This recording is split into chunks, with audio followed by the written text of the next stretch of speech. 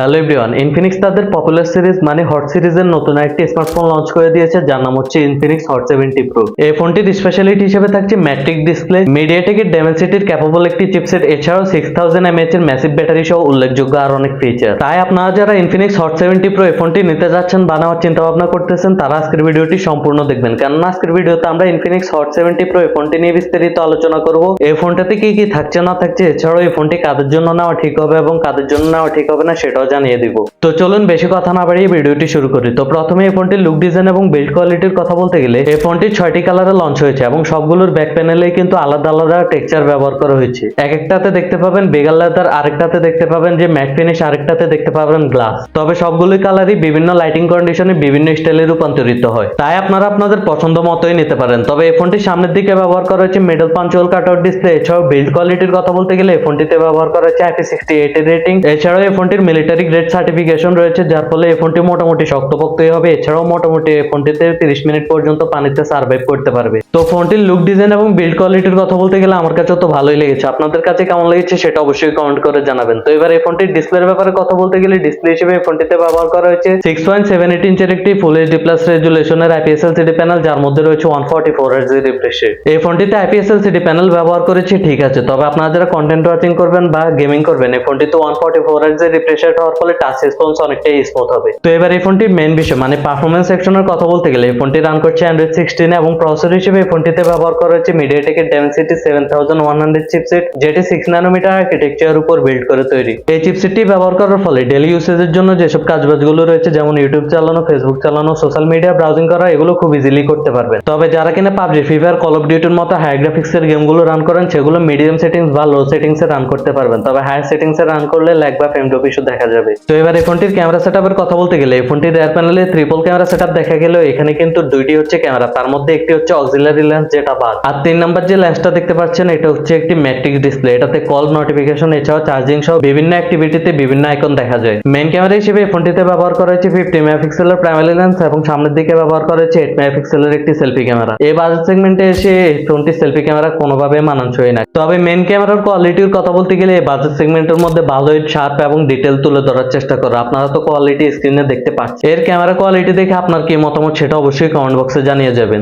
এই ফোনটি দুটি মাত্র র্যাম ভেরিয়েন্টে পাবেন, একটি হচ্ছে 6GB এবং 8GB র্যাম এবং স্টোরেজ হিসেবে থাকবে 128GB 256GB। তো এবার এই ফোনটির ব্যাটারি সেটআপের কথা বলতে গেলে এই ফোনটিতে ব্যাটারি হিসেবে ব্যবহার করা হয়েছে 6000 mAh এর একটি ম্যাসিভ ব্যাটারি এবং সাথে বক্সে পেয়ে যাবেন 45 ওয়াটের একটি ফাস্ট চার্জার। 6000 mAh এর ব্যাটারি ব্যবহার করার ফলে আপনারা যারা হেভি ইউজ করবেন তারা 8 থেকে 9 ঘন্টা ইজিলি ব্যাটারি ব্যাকআপ পেয়ে যাবেন এই ফোনটি থেকে, আর যারা কিনা নরমাল ইউজ করবেন তারা 1.5 থেকে 2 দিন ইজিলি ব্যাটারি ব্যাকআপ পেয়ে যাবেন। তো এই ছিল ইনফিনিক্স হট 70 প্রো এর ফুল ডিটেইলস। তো এবার এই ফোনটির লঞ্চিং ডেটের কথা বলতে গেলে এটি আগামী কিছুদিনের মধ্যে বাংলাদেশের মার্কেটে অ্যাভেলেবেল হয়ে যাবে। তো 25,000 টাকার আশেপাশে ইনফিনিক্স হট 70 প্রো এই ফোনটি আপনাদের কাছে কেমন লেগেছে সেটা অবশ্যই কমেন্ট করে জানাবেন। ভিডিওটি ভালো লেগে থাকলে ভিডিওটিতে একটি লাইক করবেন, চ্যানেলটিকে সাবস্ক্রাইব করে আমাদের পাশেই থাকবেন। আজকের জন্য এখানে বিদায় নিচ্ছি। সবাই ভালো থাকবেন, সুস্থ থাকবেন, আল্লাহ হাফেজ।